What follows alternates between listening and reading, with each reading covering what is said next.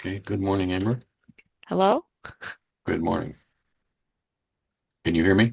Yes. All right. Then I think I don't know that I have any administrative things to be talking about before we launch in to the beach. Anybody Um, else got comments, whatever?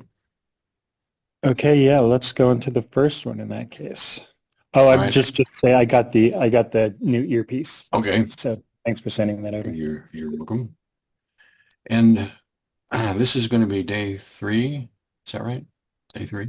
Sampling day three. All right, let's do it. Okay, so in this first sample, um, I am listening to somebody who's talking. Um, I feel some degree of anxiety over being overwhelmed by how many words she's saying. Um, and so that's one component of it.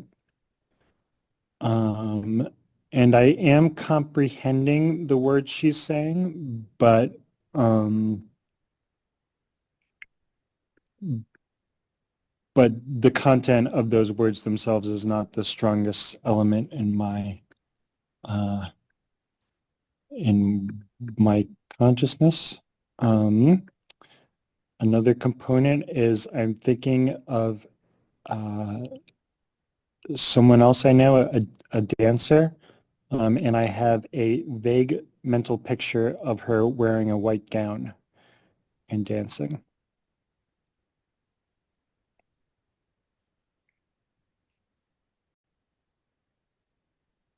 At the end of the opening salvo here. And, That's it. okay.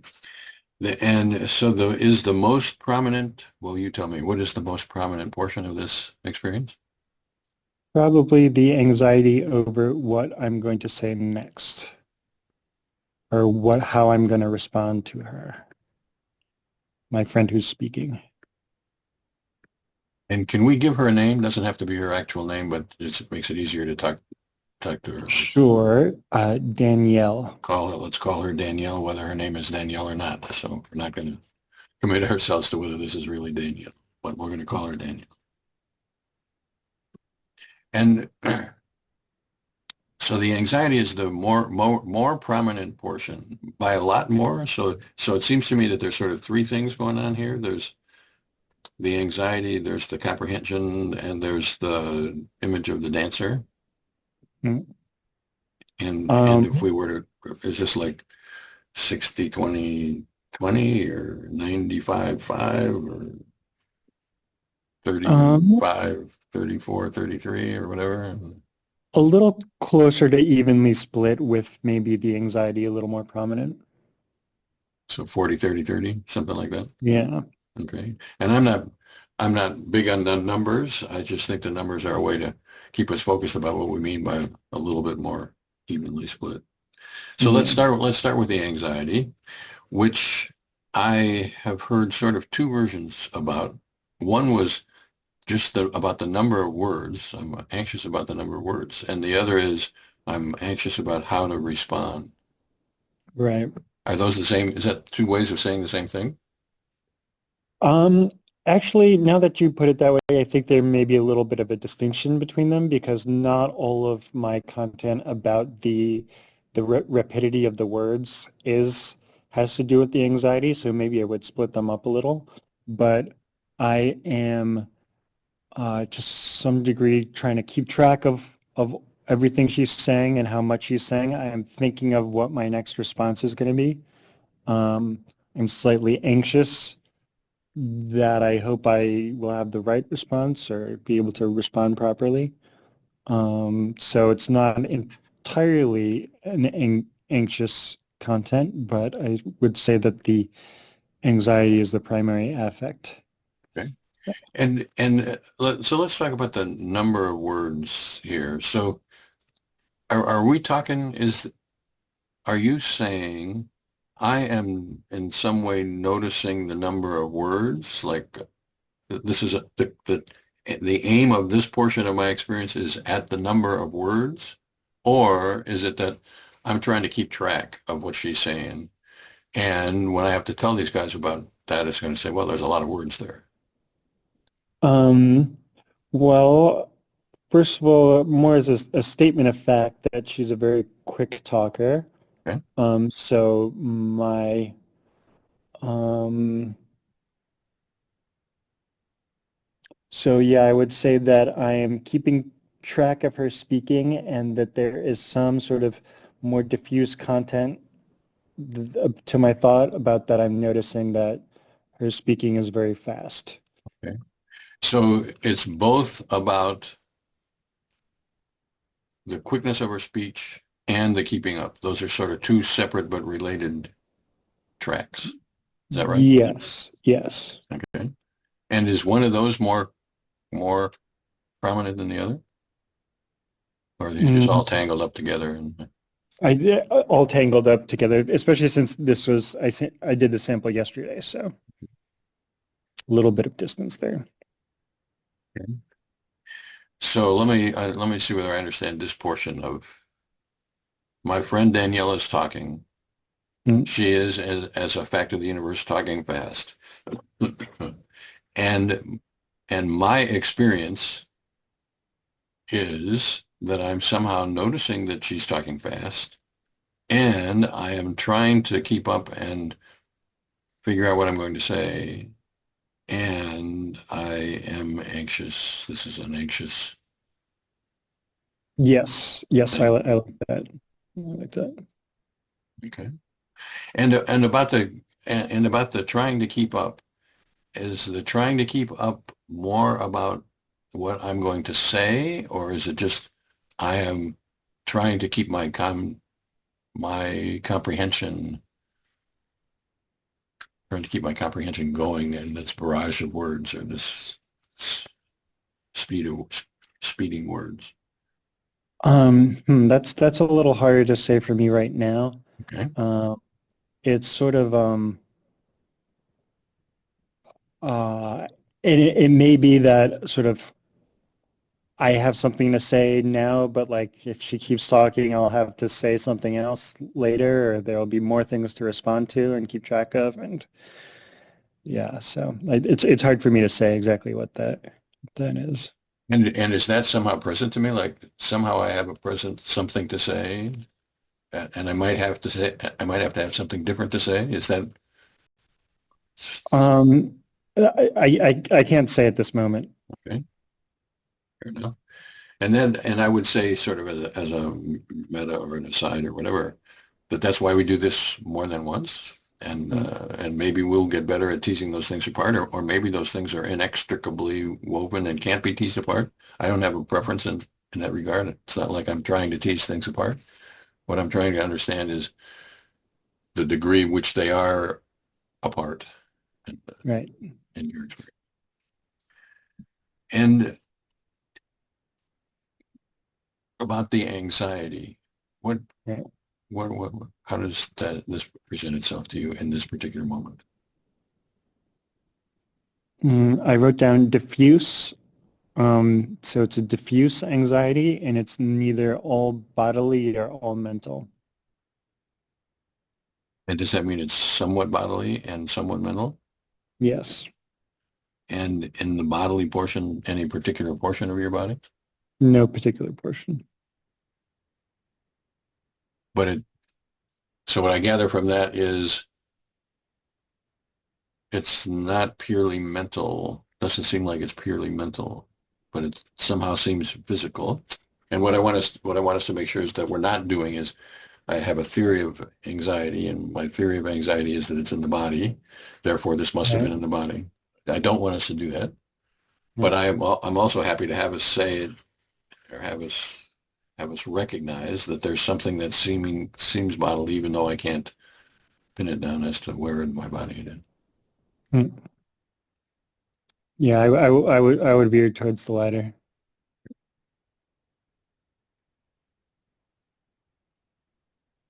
Amber, you have any more questions about that aspect of?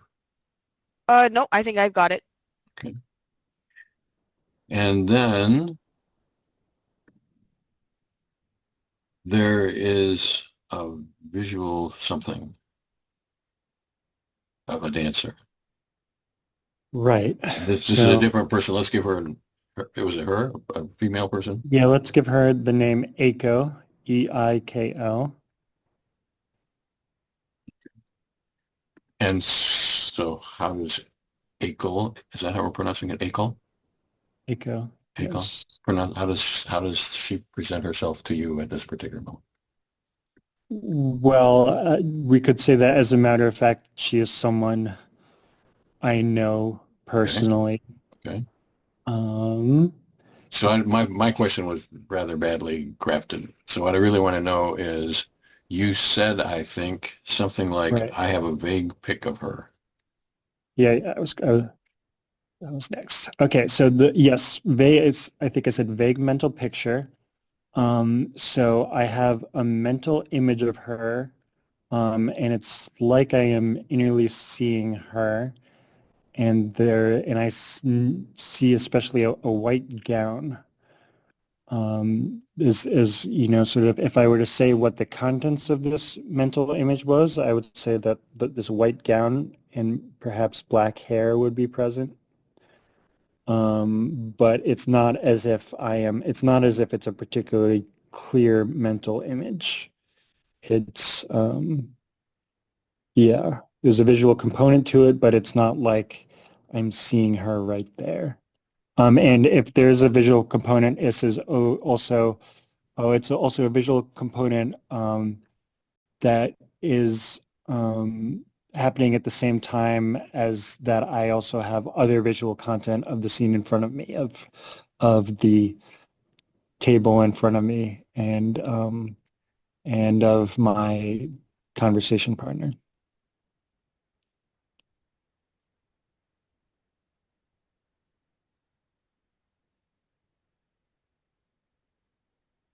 So let me see whether I can understand this. So at the moment of the beep, do I see Akel in my imagination? Is that, Yes. and so it's not just I'm thinking about Akel and in some way recalling that she has a white dress when she dances or something. It's more than that. It's that I am somehow seeing Akel in a white dress. Yes. Okay.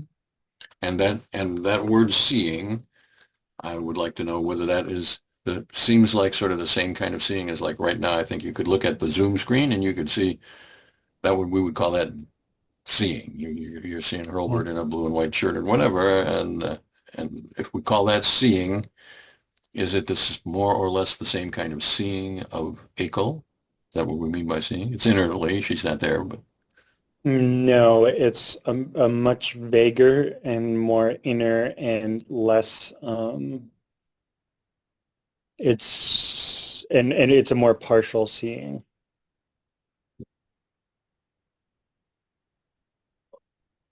okay. And but so you're a second question ahead of me.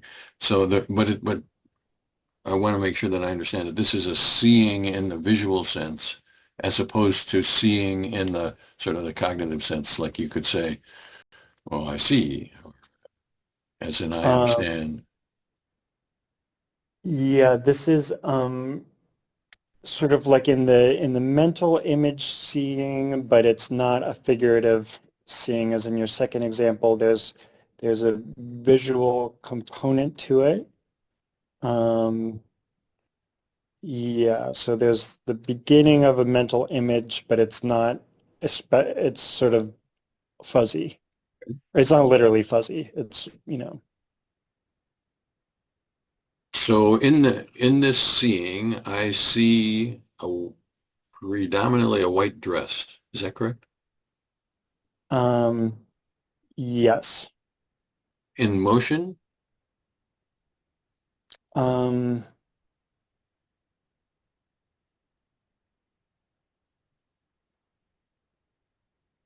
I don't know whether it's in motion or not. Her dances they're not quick. Um, So it could be in motion of a slow moving scene or something like that. yeah. Okay. And do you see this dress and the person in it, I guess, from the front or the side or Um, the it's back? not even as clear cut as that. It's sort of like a somehow I am seeing, probably from the front, but But not but not visually obviously from the front. Is that right? yeah. Okay. And then there was something about black hair. Hmm.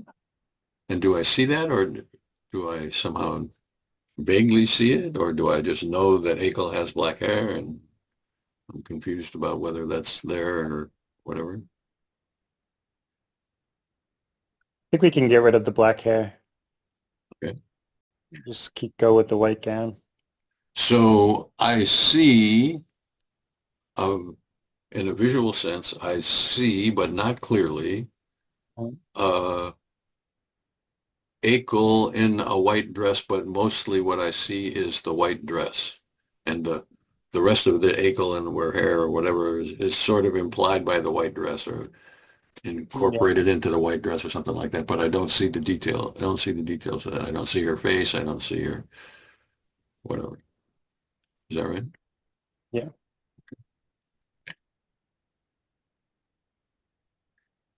And at the same time, I see Danielle. Hmm. And what I would like us to do is to distinguish, as if we can, between, as a fact of the universe, my eyeballs are aimed at Danielle, and my retina and LGN and visual cortex and whatever are no doubt processing Danielle. But that doesn't mean that I'm experiencing Danielle visually at this particular time. Maybe I am, maybe I'm not. But what I don't want us to do is to presume that just because my eyes are open and aimed in Danielle's direction, that I am visually experiencing Danielle in a, but I'm not trying to talk you out of that either. Hmm. I'm trying to make a distinction I, here. I am visually seeing Danielle, but it's maybe um, uh, yeah, but it's slightly less. Um, I am visually seeing Danielle. And by the slightly less, do you mean more of my visual seeing is of Akel, even though it's not crisp or implied or whatever we're calling that, but that's still more present to me visually than Danielle is present visually, even though my eyeballs are aimed directly at Danielle. Um, And I don't mean to be saying that. I sound to myself like I'm saying that in sort of in an incredulous tone, which I don't mean to be at all. yeah. What I really, most of what we're talking about here from my point of view is something like a lecture on, well, let's suspend what I call the natural attitude. It makes sense to say, well, if my eyeballs are open, then Danielle, I must be seeing Danielle. I don't think that's necessarily true. And I want us not to, not to pretend that it is true and not to pretend that it isn't true. So I call that bracketing. I want us to set aside what seems natural about seeing Danielle and then say, well, yeah, I actually was seeing her experientially or not. Yeah, Either one of those would be fun. I would say that the vision of both are not to attach a number to it, but they're about equal. Or the prominence of each component is about equal in my mind. Okay.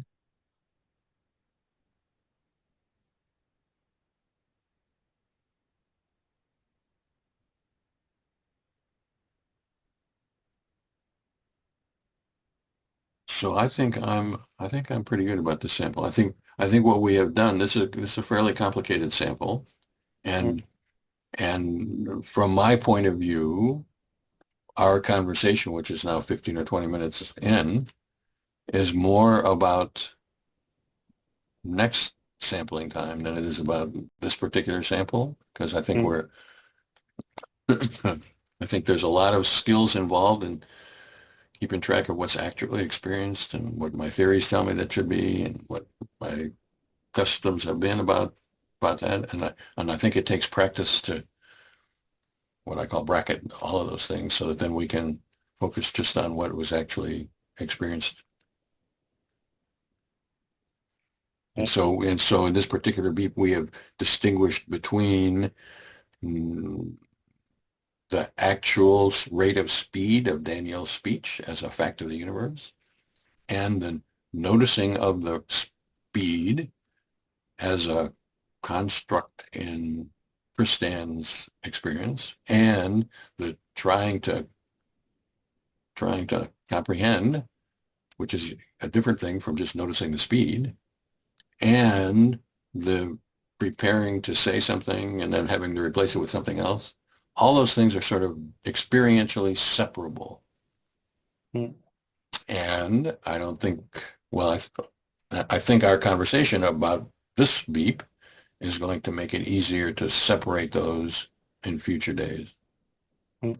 And that is an essential part of the method. I call that the iterative portion of the method. We have to learn. I use iterative in the same way a mathematician would use iterative, which if you want to iteratively solve a problem, you make a guess at it, and then you incorporate that guess into the equation and see how you did. And then you make another guess, which is going to be a little bit better because it's now informed by the application of that. So well-known process in numerical analysis, which in my previous lifetime, I was one of them. And so it's the sort of the same kind of make a guess, get better at it, make a guess, get better at it, make another guess, get better at it, until eventually you either converge on the solution, which sometimes happens in numerical analysis, or sometimes you don't. And that sometimes happens in numerical analysis as well. So it's a process. Amber, you got any additional questions or should we move on to number two? I think I've got it all, so we can go on to number 2. Yeah. Okay. Let's do number two. Yeah.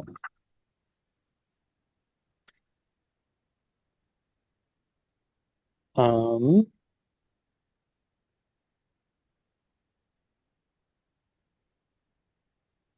okay.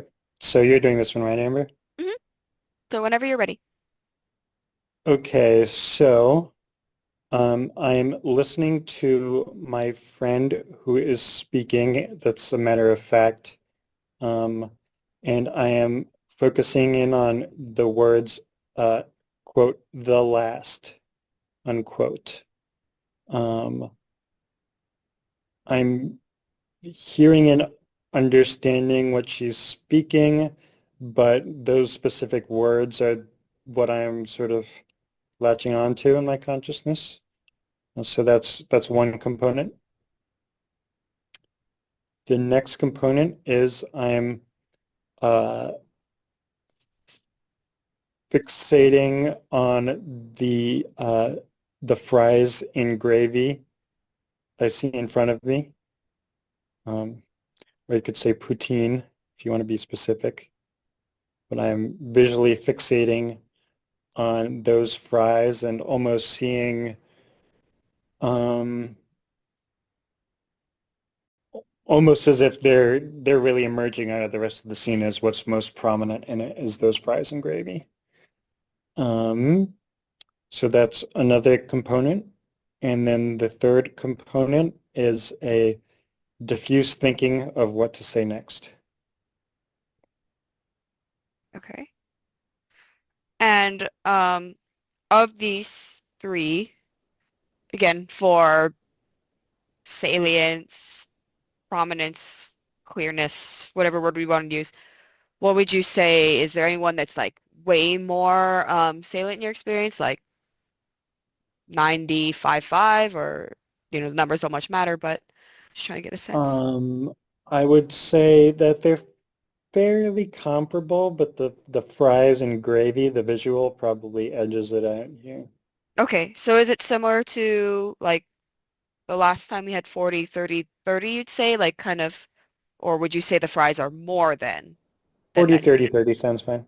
Okay, If that, yeah, that adds up. yeah. Yeah, it doesn't have to add up. It's just I hear like a little bit more versus a lot, but that's helpful. Mm. Okay.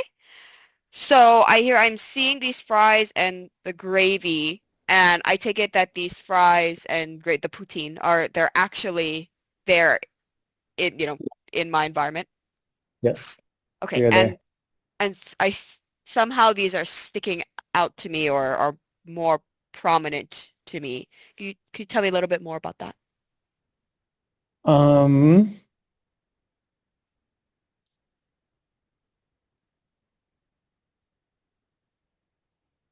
well, I guess in biophysical terms, they could say that, they're in the core of my foveal vision, but we're not speaking like that. So they are it's almost, but it's,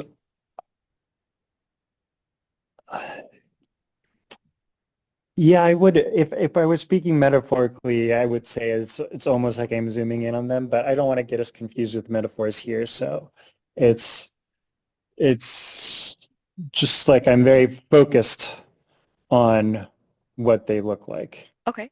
And is And there I'm any, not oh, noticing sorry. much else in I guess I would say that I'm not noticing much else in the surrounding environment, I Okay. guess. And am I just focused on, I'm really just into these fries, or is there any particular part of the fries that I'm into or the gravy? Is it like the shape of the fries, the color of the gravy, something like that? Even the smell, or is there any Hmm. kind of sensory component? Or is it just, I'm just seeing the fries are in front of me and that's just kind of where my focus is at this moment? Um, Good question, because when I wrote this note, I was focusing on the visual. Now looking back, I'm like, well, I must have been. I know I was thinking they were delicious, And but if we can't get that now, then yeah, that's okay, right? but I'm just gonna say it's just they look visually appealing. Okay. So before we leave the topic of very focused or whatever, can I ask a few more about that? So I would like to understand whether by visually focused I mean I'm just more interested in them. So most perception, maybe all perception, has some kind of a figure ground phenomenon to it, and I'm occupied with the figure and what's ground is in the background. And I would like to know whether that's what you're saying, or whether you're saying there's something that's more dramatic or more gripping or more something than that. Like it's like the figure, the fries and gravy are basically all there is, and there really isn't any experiential ground. Mm. I would say that there's still that it's not as if the ground has completely fallen away. It's not as if I have ceased to know that there's a world or have some element of the world around the fries in my visual component. It's just that the fries are the most prominent part. And they are, yeah. Does that make sense? Well, it makes sense, but I'm not sure that I understand it yet. So when you look at me on the screen, Right. you could say probably, well, I know there's a refrigerator back there and a filing cabinet or whatever, but mostly I'm paying attention to Hurlbert's face, whatever. Mm. So, or you could say, I'm really zoomed in on Hurlbert's face, and it doesn't matter what else there might be on that screen. All there is to me. So what I want to know is are the fries and the gravy more or less the same as Hurlbert's face on the Zoom screen? I would Or say it was similar to your first example where I'm really focused on this particular element. Um, yeah, I'm especially focused on this particular element. so it's more than just your everyday figure ground phenomenon. It's a sort of an especially figural figure ground phenomenon. Is that right? Y- yes. Okay. So it's not like the ground goes away altogether, but Mm. goes farther away than in some of other everyday kind of perception. Yeah. Okay. And here again, this is as much conversation about tomorrow or next week or whatever than it is about today because I think it's we have to learn how to talk to each other about these kinds of things and in the learning how to talk to each other, that's part of that is you have to learn how to be ready to talk about it at the moment that it happens. And and we didn't have this kind of a conversation when you wore the beep yesterday, and therefore you couldn't possibly have been ready for the line of questionings at the level of specificity that I'm asking. Right, right. And that's just the way this process is. This is not a criticism of Tristan or of me or Amber or anybody. I think Amber's questions have been great. The it's it's just the way this process has to go. And Mm. turning it back over to you, ma'am. Okay. So I think we're good on the seeing portion, or as far as we can get today. I Mm. I don't know, Dr. Hobart, what do you think we're good on that? Okay. So the next piece, so I would like to, okay. So I have this, I'm listening with comprehension, but I'm hearing and focused in on, quote, the last. Okay. And I guess what I want to get a sense of, right, I hear that I'm focused on the last. Mm-hmm. Can you tell me a little bit more about that now, that piece? Um,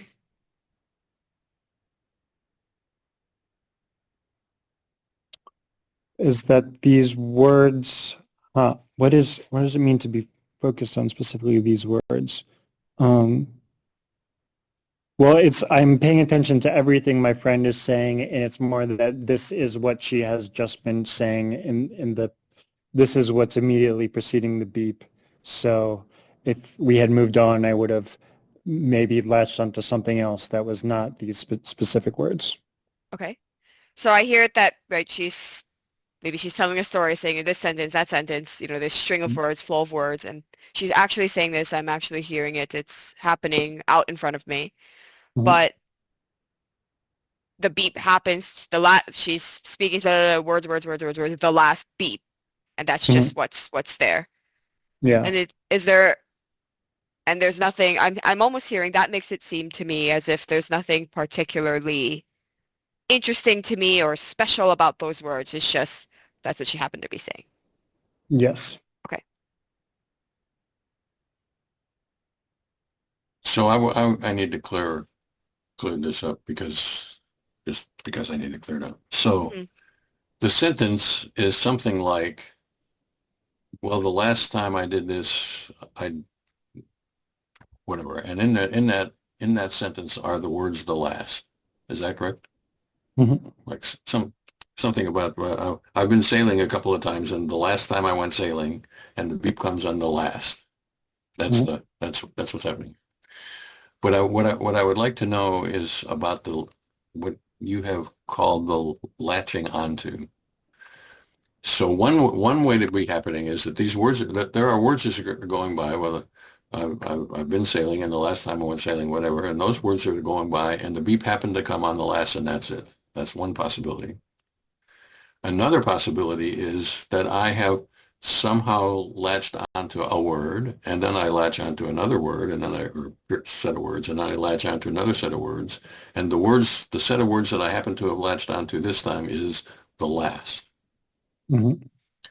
So what I want to know is whether there is some kind of a sense of latching onto words as opposed to, well, the sentence was going by and the beep happened here, and the words that happened when the beep happened to be the last.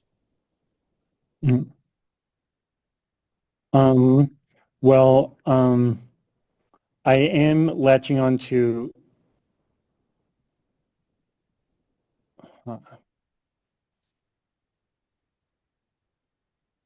Shall I ask that question in a slightly different way? no, it makes sense. It makes sense. Whether I am attaching more weight to different parts of the sentence and latching onto specific words in particular, or whether it's just a matter of whether all words are given equal weight. It's slightly more than that from my point of view. And the slightly more than that is does the latching, we're talking about latching. I'm trying to understand what you mean by latching. So does the latching seem to come because the beep happened? And the beep happened here. Well, then I got to go back and figure out what it was that was going on, and therefore I'm going to latch onto these words the last. That's one possibility. And another possibility is, even if there weren't a beep, and Danielle had been saying this sentence, I would have latched onto those words, and then I would have latched onto these words, and then I would have latched onto those words, and then I would have latched onto these words, and one of those was going to be the last. Okay, I understand it now. Yeah, it's the second option. It's specifically that I have really latched onto those words in particular. Okay. At that moment in time. Okay. And that latching was independent of the beep as best we can figure out. If Yes. we had a universe, parallel universe without the beep, time locked to this universe, I would have been latched onto those words. Yes. Okay. And is it possible to say, and well, let me have a side conversation with Amber, or I want you to note, Amber, that this phenomenon seems to be a little bit different, more latchy than you had noted it to be.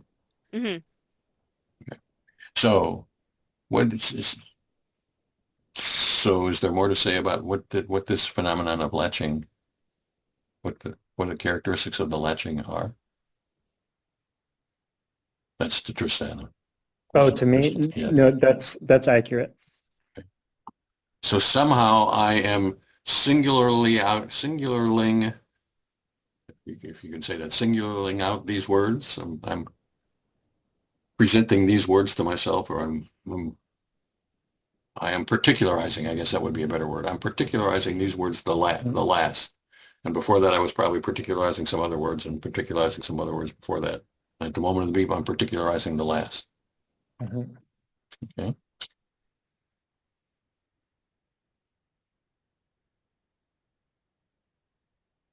And I think I'm good about that, unless there's anything more to be said about how you experience this particularizing.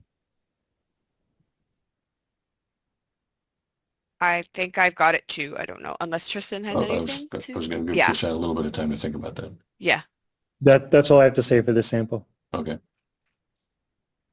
So let me. I guess I would want to say something, and this We whatever have this. one more piece of the sample. Yeah, Or is but this I'm not okay? ready to go there. Okay. Okay.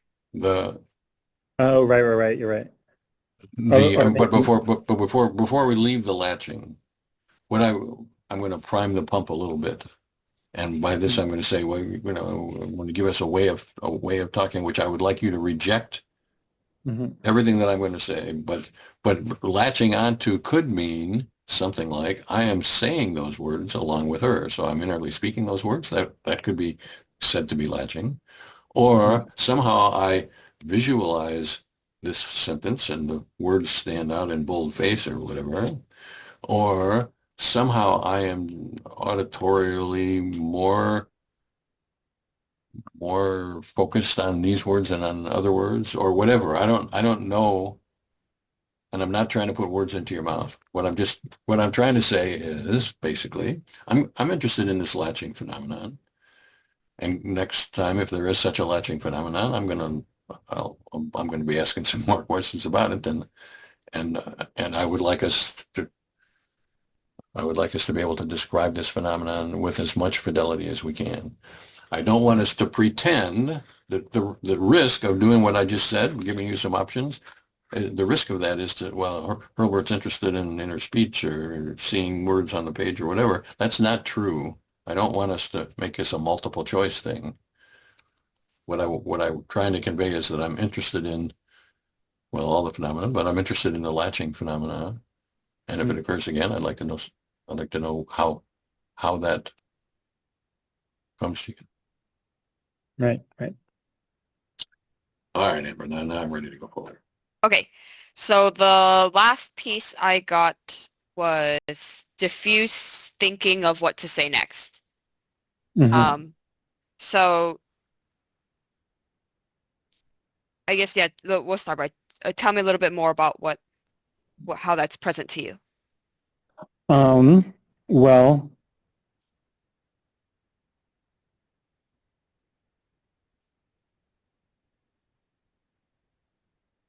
there's not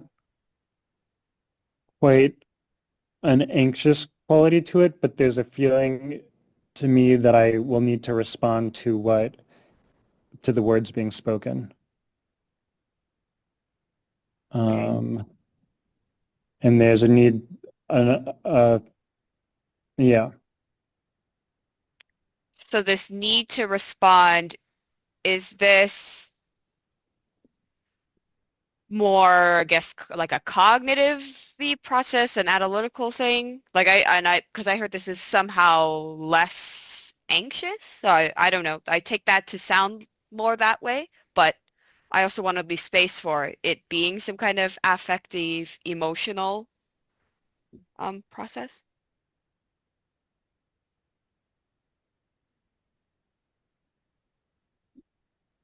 There's definitely an affective component, but yeah, there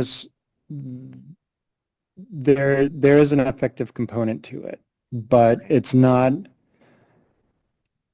It's more cognitive. It's much more on the cognitive end. Okay. So I want to make sure I got what you're saying. So I hear more cognitive, not entirely cognitive, and but there's like a touch of emotional type thing going on. Yeah. Okay. And is this need to respond, thinking of what to say, is this happening in words or is this just I need to respond, I have this urge, desire to respond, but really that's all that's happening. It's a trying to find words, but there are no words yet. Okay. So can I ask like Amber's question a little bit more broadly? Is the content present to you, the what you're going to say, even though the words No, might not be? no, So I got to say something, but I don't know what it is. yeah. Okay.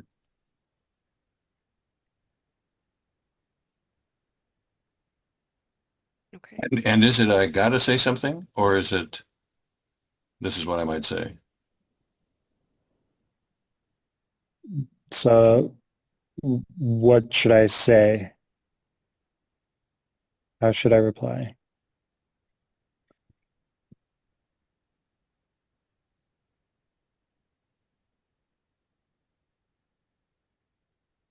Okay.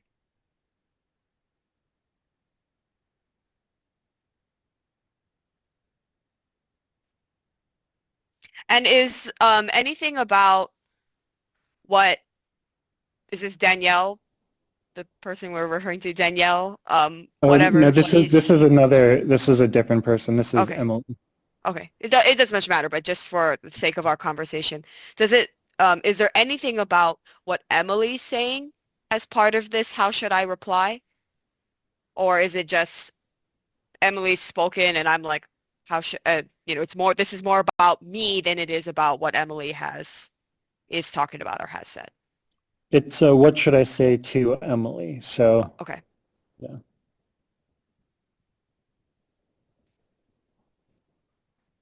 Okay. Dr. Hurlbert, do you have any more Nope, questions about that? I'm good. I think I'm good as well. Number three. Number 3. Okay, number 3. Now this one I wish this might be a slightly more difficult one. So as a matter of fact, my friend is telling me about a chlorine gas leak that killed a bunch of furries.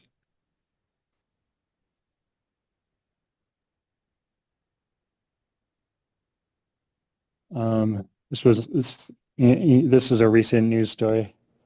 So,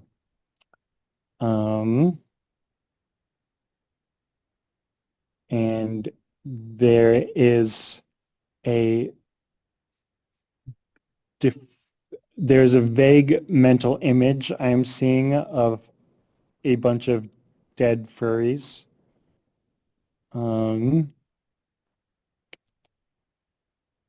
Lying on the ground. And this is in the same way as my first sample. It's I'm innerly seeing it. It's not especially clear. I can't especially make out how many figures are in this image. Um, but it is a mental image I'm seeing. Um, so that's one component. And the next component is uh, I am seeing a stoplight in front of me, and I am undergoing the bodily process of putting on the brakes on my car. And I'm cognitively registering that there's a stoplight in front of me and that I need to stop the car. But that's more automatic than that. Like the cognitive thought, I need to stop the car is not especially prominent at all. It's mostly sort of like a thing that's happening. I think most prominent in this sample is the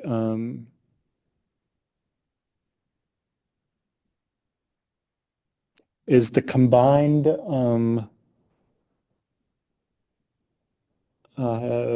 comprehension of my friend telling me about this chlorine gas killing furries and um, my visual imagination of this. Okay. So let's start with the the visual image. Tell me exactly what you see. I'm seeing um, I'm seeing figures in animal-like suits on the ground, killed by chlorine gas, and there's possibly a pipe in this image, but I don't know where it is. There's possibly pipes carrying gas.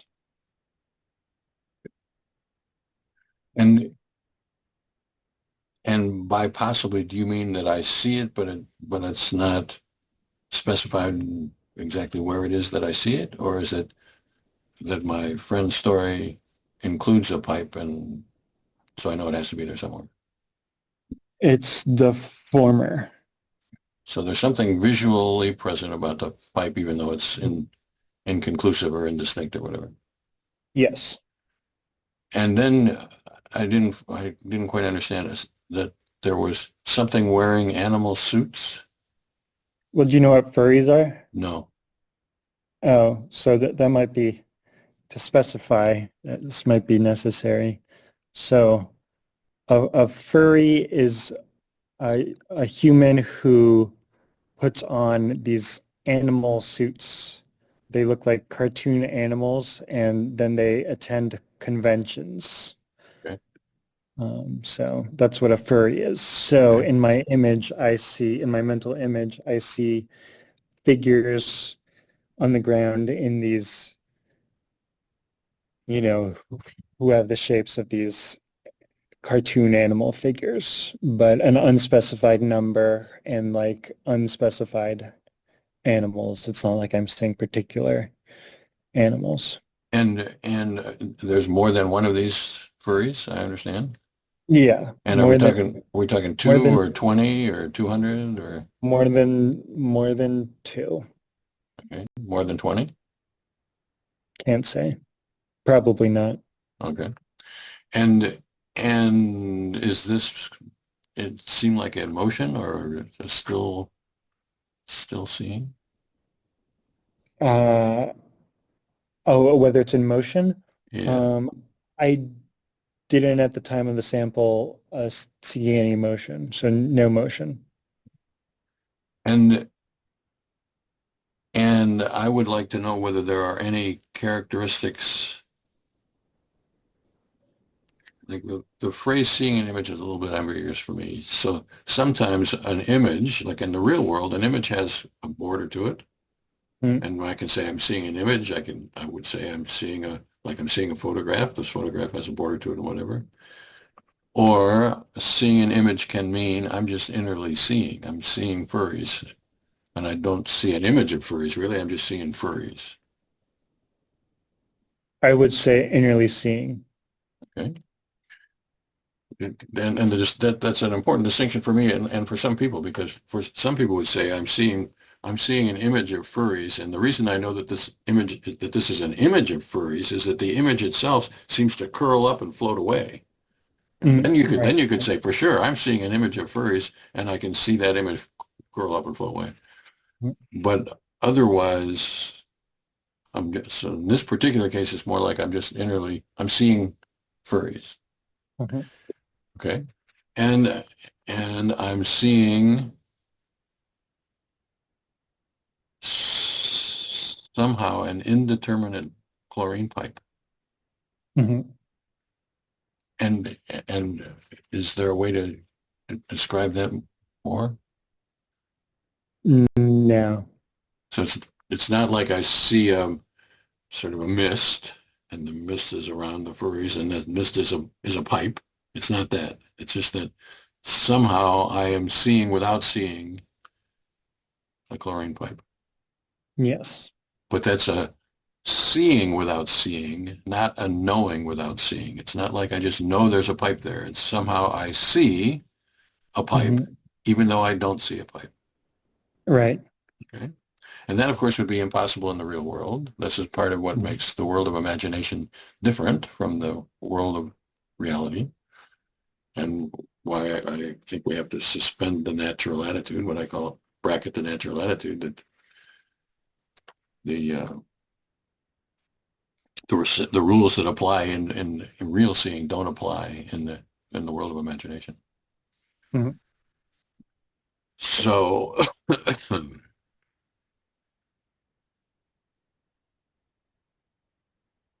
Very visceral, Liam, but not. I have paid some attention to Husserl. But the so I think I'm good as far as the inner seeing is concerned. I guess I would like to establish one more thing, and that is, so in my experience, I'm seeing furries. I'm not seeing people wearing furry costumes that look like cartoon characters. Is that right? That Um, was what he had to explain to Russ so that he could understand what a furry was. But as far as my experience, I'm seeing a bunch of dead furry. that's correct. Yes. Okay. Got it.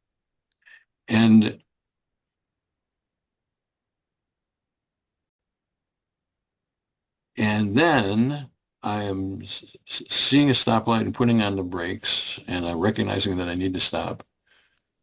And now I would like to know whether that is in your directly apprehended experience or whether that is something which is automatically processing. It's directly apprehended. Okay. And by directly apprehended, that means before the footlights of my consciousness.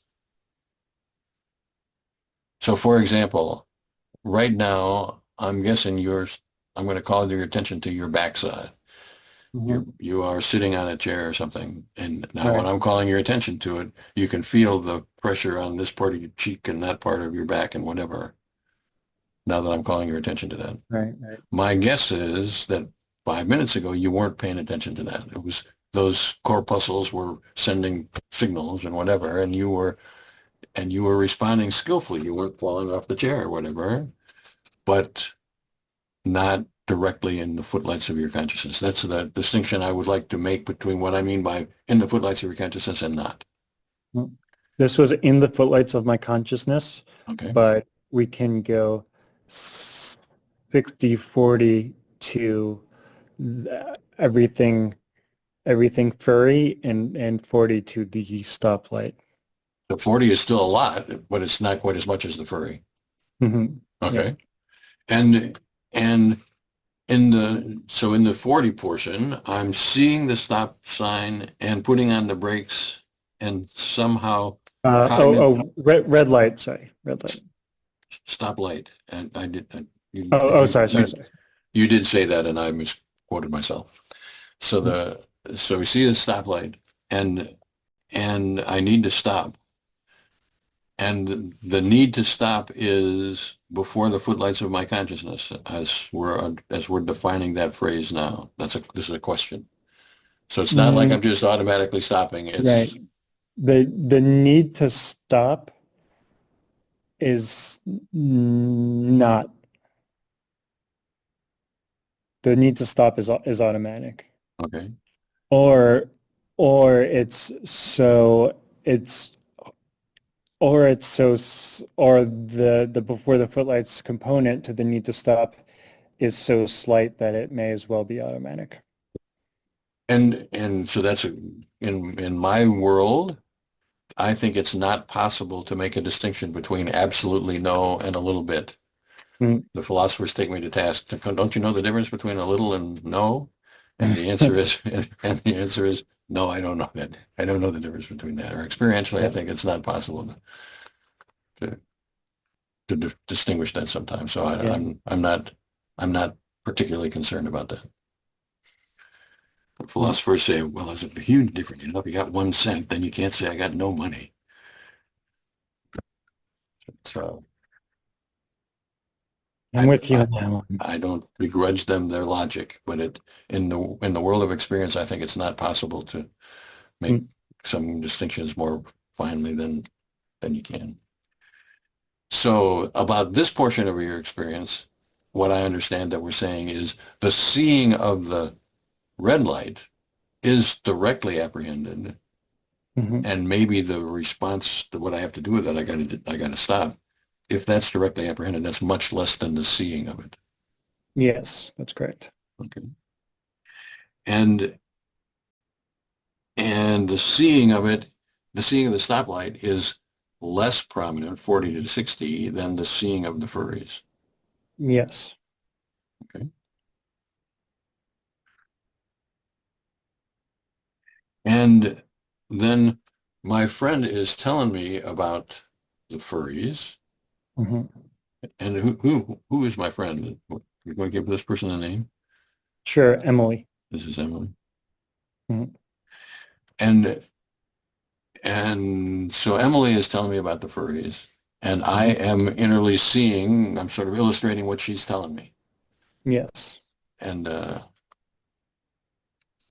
then the question you said, I think, if I'm recalling correctly, that you were somehow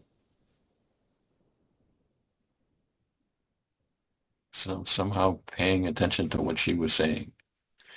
And the distinction that I want to make here is it's clear to me that you were paying attention to what she was saying because she's talking about furries in the real world. She's talking about furries, and you in your imaginary world are seeing furries. So there's no question that your gray matter and your ear processing and whatever are processing what she's saying. The question is whether that's directly before the footlights of your consciousness. You're right. Yes, it's before the footlights of my consciousness, but it's not the specific, there's not the sort of oral component to it as, say, in the last sample. It's what the entirety of what she's saying is in the footlights of my consciousness. And that she's talking about dead furries, but I'm not picking out a specific words that she's saying. So just to make sure that I'm understanding correctly, it's my understanding, as in Tristan's understanding, is I am directly apprehending before the footlights of my consciousness. Unlike in this situation, for example, you were sitting in the car, no doubt, you're driving the car, but your butt doesn't figure in this. Right. Before the footlights consciousness, you were it was intelligently processing what needed to be processed, as butts do, but that is not before the footlights of my consciousness. Mhm. So the Emily's talking is more than just skillfully being processed. It is Mhm. somehow being experientially heard, Right. okay? But not heard in a latch onto this word, latch onto this word, latch onto this word, as we were talking about in the previous beat. Right. Okay? So in this sample, I am hearing what she's saying. I'm understanding what she's saying, as evidenced by the fact that I'm illustrating it with my imagery, but I don't latch on one word at a time. Mhm.